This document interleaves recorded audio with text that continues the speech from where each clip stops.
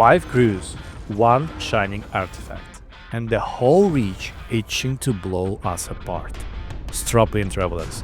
Wildgate just opened. Welcome aboard, travelers. This is PLK, your happily confused guide through every new digital universe. epicplk. Wildgate is a debut title from Moonshot Games, a small studio under the Mike Morhaime's Dreamhaven's banner. Dreamhaven, founded in 2020 after Morhaime left Blizzard, runs on one big idea: give veteran teams time, cash, and total creativity freedom, then let them cook. Moonshot is one of those teams. Most of its leads help build classic Blizzard systems, like StarCraft 2, Heroes of the Storm, Hearthstone, Live Ops, and all of this stuff. After years inside a 2,000-person publisher, they were tired of meeting about market segments. Their pitch to Morhaime was blunt: fun first, money after. Dreamhaven covers wages and servers. Moonshot focus on a tight loop gameplay, fast playtests, and the kind of what-if ideas big studios shelf. Wildgate is their first public proof that the model works. Or is it? Let's see.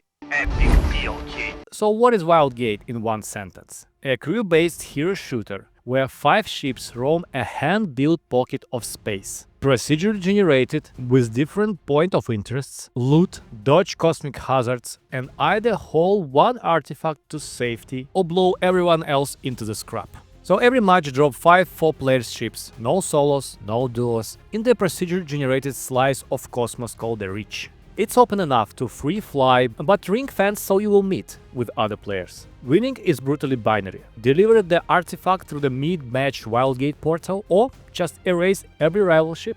The moment someone grabs the cube of the artifact, their ship lights up like a Christmas beacon on everybody else's map. So congratulations, every scanner in the sector just pinged you. And the fun begins. epicplk. Let me tell you my first impression of my first fights, straight from my notes. Fight number 1 felt like a popping into Dota for every first time. Bright UI, zero context. We show off from the lucky docks, the starter station. Consoles everywhere. Who's on the wheel? Silence. I grab the wheel, the teammate yells something about the shields are down, someone else fires the port laser by accident. We float aimlessly, try to map buttons, and accomplish basically nothing. A huge zone, dozens of icons, no clue. At some point of time, other ship just came to us, we tried to fight, but we were blasted. Flight number 2. And then it clicked. Same for strangers. But we learned a little bit where the reactor lives, how to navigate the cosmos, how to wield the ship, how to fight, how to apply coolant to the reactor during the fight. And little by little you start to understand how all of this works. Because at the beginning it was just clueless, out of context, huge something, and you think that you will never meet other players. Point blank chaos. So we started our map, we start to gather resources for the speed boosters and ice to heal our reactor during the fight. We start to loot different locations, like point of interest on the cosmos map. We get some loot, we upgrade our ship, and then another fight started.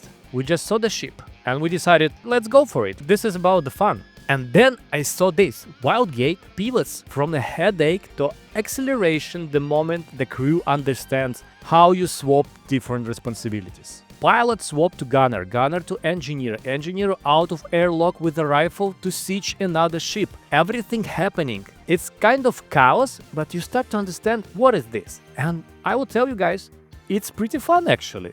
So let me tell you about the match flow. Every match have 3 natural acts. Act number 1, scouting and the loot. Every map spawns point of interest. Asteroid mines, derelict cargo holders, sealed vault stations, and each side throws a snack-sized PvE job, like kill bugs, pull breakers, hold the console for 30 seconds, capture the zone activity, and then you finish, and loot room opens. Inside, you can have weapons, seeker rockets, rapid-fire lasers, long-range beams, different types of the cannons for your ship, and also ship modules, shield boosters, hull reinforcement, radiation filters, extra fuel cells, everything that you can imagine. All of them have different types of the rarities, like common, rare, epic, and so on by the colors. And the thing is, these modules don't break the balance of the game, but do tilt the odds. One extra shoot thing, one better gun can be the breath between life and destruction of your ship. Also, the resources. I didn't understand it at the beginning, but the resources are super important part of the gameplay. Specifically, you can mine asteroids for the fuel and ice, well, for ice. First, you need to fly faster and longer. Believe me, it really turns fights sometimes. And ice to chill the engine, which equal to the health regeneration. This one turns losers to win in 70% of the time. So the act number 2 is Hazard Ballet. The rich never spawns twice the same. I have seen mine clouds drifting like a lethal snow, radiational storms that chew how integrity and fry sensors, that infamous swarm of space bees, little glowing specks that burn through plating unless someone mans point defense. And you know, good pilot skirt danger, daring pilot trick pursuers through that. And you can do a lot of fun stuff actually with these hazards. So act number 3 is Artifact Rush. Artifact, the one of two things which allow you to win the game. The second one more time, is just kill everybody, destroy all the ships. So the artifact hides in one of PvE sites. Never saw it in easy tiers, often medium or hard. As soon as someone pocket it, their vessels blink on every raider. Now decision time. So you can ambush the carrier on its dash to the gate. You can farm another vault hoping to outgun later, and you can play pirate. Just board, stop the pilot, yonk the cube, and jet back. So our crew greatest moment? Alright, I will tell you. We dogfought a rival just long enough for me to hop across, drop their helm officer, drag the artifact through the side hatch, and blast home while our engineer killed the lights. And we just go through all this epic fight of all of the ships which try to ambush the ship with the artifact through the Wildgate. And we win the game. And it was super fun. Epicplk. So let's talk about a little bit about details. The ship layout, seats, heroes, everything. So in the game you have different ships. Right now you have 4 different options. And ships are basically have different carcass, different places for the guns, number of guns, speed, health, shields, everything. So your starter ship has 4 soft roles. Why soft? Because nobody saying that you need to do some specific thing. Everybody can do anything.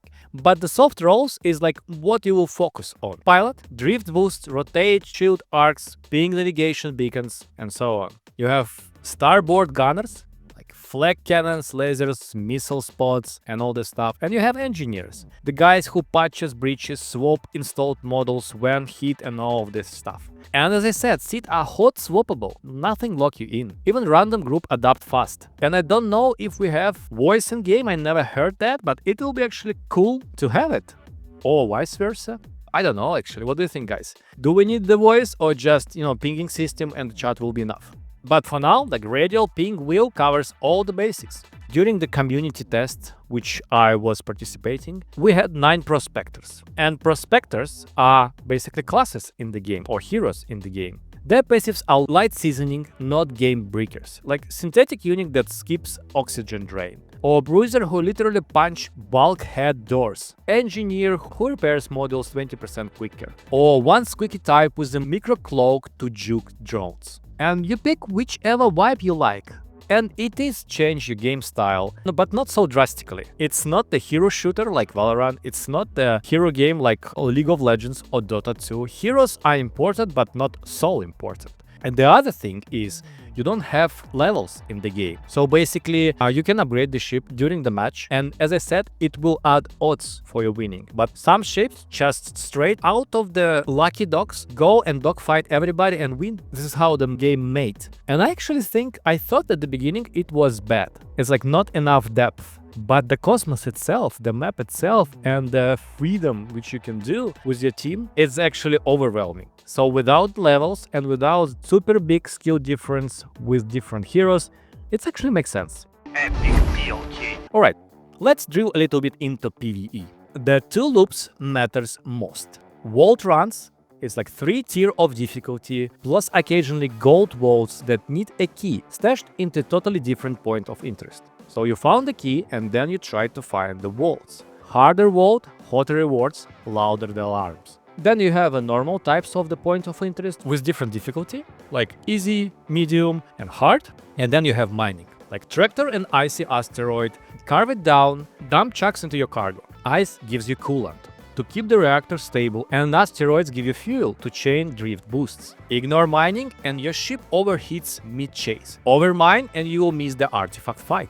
So it's kind of the balance and economy that you need to try to keep the pace right. And PvE isn't the side mode, it's the economy. Farm or fall behind. Epicplk. Now PvP, dogfights and boarding. So the ship duels feels half arcade, half sim. Every ship have a shield system. Shields have different sockets. If you will blast one socket, you can directly damage the ship. But then the sockets recuperate, and you also can repair part of the ships. So shields flicker, engines sputter, someone yells vent core. The moment half scrape, you slam mag boots and sprint through the enemy corridor. FPS combat is basically tight. 3 solid hits drop a target, but quick patch kits give a silver of mercy. So TTK is pretty fast actually, but it feels a little bit arcade, which is good for this game. Otherwise it will be too much realistic. Now it's arcade, and then you just respawn in 50 seconds in your ship.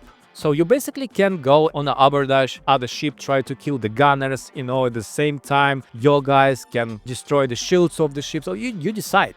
Like the whole team just can go on the other ship and overheat the reactor, kill everybody, stay there for 15 seconds and they will blow up.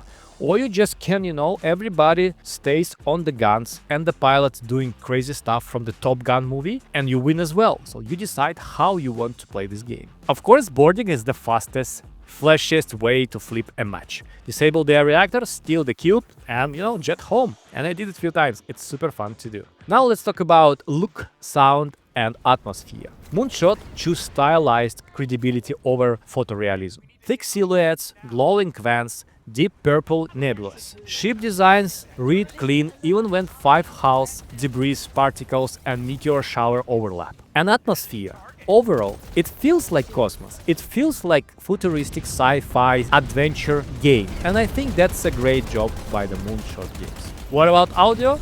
Inside the breach, alarms muffle like you are wearing a helmet. Outside, ricochets ping like hail. When shields shatter, you feel that low and whoop straight through the subwoofer. It's not something unusual, it's just a normal audio for this game. It's not super important to hear from what direction your enemy coming. It's not arcade game, like I said. But the music stays ambient until the first laser salvo. Then the synth drums sneak under the chaos. Enough pulls to feel epic.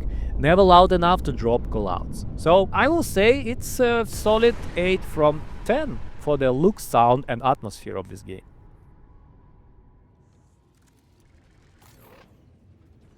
Epicplk. Now competitive thoughts and long-term hooks. Wildgate is easy to grasp after like few matches. You just fly, loot, fight. But endlessly deep for crews who master hazard baiting, drift corners and silent boarding runs. Yet I see the 2 risks. 5 ships is perfect once players understand pursuit lines, but early lobbies can feel empty if every pilot drifts opposite vectors. Smart matchmaking and maybe a mid-match beacon event could fix that. And then progression depth. The preview only let us repaint how, trim and swap gun skins. I hope that at some point of time, Moonshot will tease to us the ranked system, full ship customization like a bridge decor, decal slots, maybe even the personal hangars. Without these carrots, the grind basically stalls. You still have some progression system, level upping your heroes, getting additional skins for the guns, getting additional guns, but some point of time we need something bigger. And if monetization stays cosmetics only, ranked brings real rewards, and the developers add spectators tools, Wildgate could carve its own esport niche actually, like Sea of Thieves